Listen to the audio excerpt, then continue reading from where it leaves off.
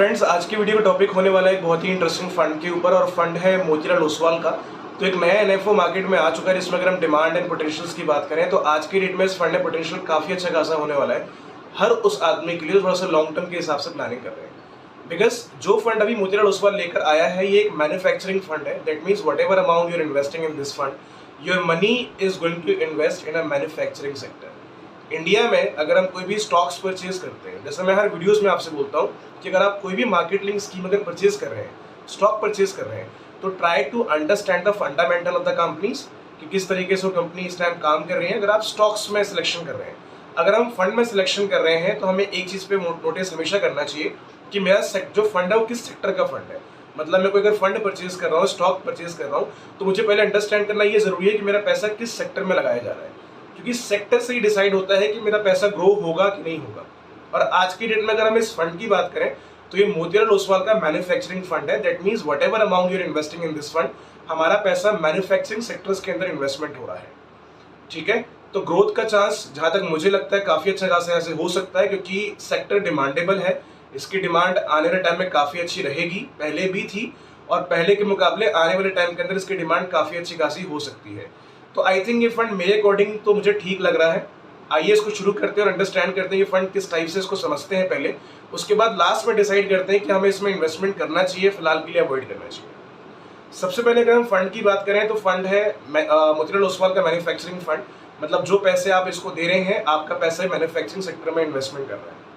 अब इंडिया के अंदर जो मेजरली बड़ी बड़ी कंपनीज हैं, उन कंपनीज के अंदर ये पैसे आपके लगाए जा रहे हैं जो मैन्युफैक्चरिंग से बिलोंग करती है। दूसरी चीज, अगर हम इसमें इक्विटी की बात करें, क्योंकि इन्वेस्टमेंट करने के पहले ना मार्केट में एक ही सवाल होता है मैक्सिमम लोगों का कि भाई मैं जो फंड परचेज करने जा रहा हूँ पर रिस्क कितना होने वाला है। क्योंकि ज्यादातर लोग इन्वेस्टमेंट करने के पहले रिस्क, कई बार जो फर्स्ट टाइम इन्वेस्टमेंट करने जा रहे हैं, ज्यादातर लोग रिस्क नहीं ले पाते हैं। उनका कहना ये है कि भाई फर्स्ट टाइम इन्वेस्टमेंट कर रहा हूँ, मुझे नॉलेज नहीं है, तो how I can invest money in the market link plans. Correct. तो सबसे पहले अगर हम इसमें रिस्क की बात करें तो रिस्क रहेगा वेरी हाई। तो बिफोर द मेकिंग इन्वेस्टमेंट अपना पैसा पहले ध्यान से समझ लेना कि आप जो पैसा लगाने जा रहे हैं उसको कोई गारंटी नहीं है, आपका प्रिंसिपल भी यहाँ पे गारंटीड नहीं होने वाला है। Whatever amount you're investing in this fund, आपका पैसा मैक्सिमम इक्विटी इंस्ट्रूमेंट में इन्वेस्टमेंट होगा। मतलब इक्विटी में अगर पैसा आपका लगाया जा रहा है तो रिस्क का चांस भी यहाँ पे होने वाला है वेरी हाई। हाँ, रिटर्न का चांस भी अच्छा खासा हो सकता है, लेकिन रिस्क का चांस भी यहाँ पे वेरी हाई रहेगा। तो सबसे पहले अगेन मैं बोल रहा हूँ, इन्वेस्टमेंट करने के पहले आप ये अंडरस्टैंड करो कि जितना इसमें रिस्क अवेलेबल उतना आप रिस्क ले सकते हैं। अगर ले सकते हैं तो ही इसमें इन्वेस्टमेंट करिएगा, because nothing is guaranteed. Okay, NFO के प्राइस की बात करें, इसका प्राइस होने वाला है 10 रुपीज का। मतलब अगर आप इस फंड को एज अ एनएफओ अप्लाई करते हैं तो 10 रुपए के हिसाब से इसको अप्लाई आप कर सकते हैं। एनएफओ का स्टार्टिंग डेट है 19 जुलाई का एंड एंड डेट है इसका 2 अगस्त का। मतलब इससे अगर आप ऐसा एनएफओ अप्लाई करते हैं 19 से लेकर 2 अगस्त तक, तो आपको जो अलॉटमेंट का जो प्राइस देखने को मिलेगा 10 रुपीज के हिसाब से प्राइस रहेगा, और अलॉटमेंट आपको 10 रुपीज के हिसाब से आपको यहाँ पर दी जाएंगी। ठीक है, तो आपके लिए एक बेटर ऑप्शन है, बिकॉज आपके पास नंबर ऑफ यूनिट काफी ज्यादा होंगे अगर आप 10 रुपीज के बेस पे एनएफओ परचेज करते हैं। तो इन्वेस्टमेंट अमाउंट की बात करें तो यहाँ पे मिनिमम जो इन्वेस्टमेंट रहेगा दैट इज 500 रुपीज। अगर आपको एसआईपी के फॉर्म में से शुरू करना है या अगर लमसम के फॉर्म में अगर शुरू करना है तो कम से कम 500 रुपए देकर के इस फंड को आसानी से आप शुरू कर सकते हैं। क्लियर है। अपार्ट फ्रॉम दिस, चार्जेस की बात करते हैं, इसमें चार्जेस कितने रहने वाले हैं। This is very important thing कि मैं जो पैसा अपना इस फंड में इन्वेस्ट कर रहा हूँ उसमें चार्जेस कितने रहेंगे, एक्सपेंस रेशियो कितना रहने वाला है। तो एक्सपेंस रेशियो का जिक्र पहले यहाँ पर इन्होंने नहीं किया कितना एक्सपेंस रेशियो है, बिकॉज जब भी कुछ एनएफओ मार्केट में आता है company not declare the charges mainly the mutual funds. तो अभी डिक्लेरेशन के एंड से कुछ है नहीं कितना एक्सपेंस रेशियो रहेगा, बट जो भी रहेगा you will get to know after the allotment. और एग्जिट लोड की बात करें तो यहाँ पे एग्जिट लोड रहने वाला है दैट इज 1%।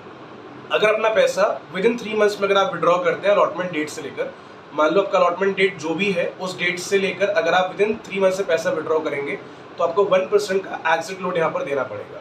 तो अगर आप विड्रॉ करने जा भी रहे हैं तो try to withdraw your money at least after 3 months from the allotment. Allotment से लेकर 3 महीने बाद अगर आप पैसा विड्रॉ करोगे तो एग्जिट लोड आपको यहाँ पर देना नहीं पड़ेगा। ठीक है। दूसरी चीज, इसमें अगर हम इन्वेस्टमेंट अभी अगर कर रहे हैं तो टैक्सेस कितने रहेंगे। This is very important question from everyone. ज्यादातर लोग क्वेश्चन करते हैं कि इसमें टैक्स कितना कटेगा। तो इसमें एलटीसीजीबी है, एसटीसीजीबी है, मतलब long term capital gain tax and short term capital gain tax.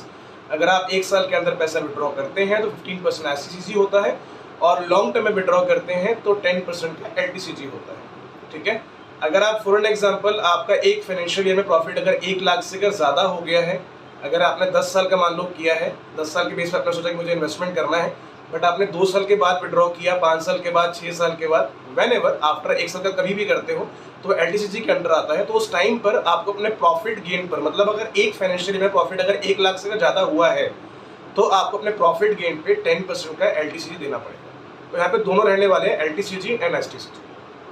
Apart from this, अगर हम इस फंड में इस समय इन्वेस्टमेंट करने का प्लान कर रहे हैं, हमने की फीचर्स और बेनिफिट तो अंडरस्टैंड कर लिए, क्या फीचर एंड बेनिफिट्स हैं, लेकिन अगर हम इसमें इन्वेस्टमेंट करने का प्लान अभी कर रहे हैं तो इसमें हमें इन्वेस्टमेंट करना चाहिए, फिलहाल के लिए अवॉइड करना चाहिए। सबसे पहले अगर मैं बताऊं आपसे इस फंड के बारे में, तो देखो जहाँ तक मुझे लगता है कि इसकी डिमांड आने टाइम में रहेगी, क्योंकि मैन्युफैक्चरिंग सेक्टर है और जो सेक्टर की डिमांड आने वाले टाइम में मुझे लगता है कि रहेगी, वो सेक्टर ग्रो करेगा। राइट, मैन्युफैक्चरिंग की बात कर लो, ईवी की बात कर लो, इंफ्रास्ट्रक्चर की बात कर लो, ये सेक्टर ग्रो होने वाले सेक्टर हैं और डेफिनेटली ग्रो होंगे ही होंगे। मैन्युफैक्चरिंग की आज के डेट में अगर आप बात करोगे तो इंडिया में बड़ी बड़ी कंपनी है जो अपने सामान को यहाँ पर मैन्युफैक्चर कर रही है और उसको बाहर के देशों के अंदर भी बेच रही है। उससे फायदा हमारी इकोनॉमी को ही होता है, उस इंडस्ट्री को फायदा होता है। अब उस इंडस्ट्री को अगर फायदा होगा, हमारी इकोनॉमी को अगर फायदा होगा, तो ऑब्वियसली फायदा आपको होगा, क्योंकि आपने उन शेयर्स में इन्वेस्टमेंट किया हुआ है। तो डिमांड यहाँ पे काफ़ी अच्छी खासी, जहाँ तक मुझे लगता है इस बार रहेगी इस फंड के अंदर, क्योंकि मैन्युफैक्चरिंग फंड है और इस टाइप के जब भी फंड पास्ट में आए हैं उनमें डिमांड काफ़ी अच्छी खासी रही है।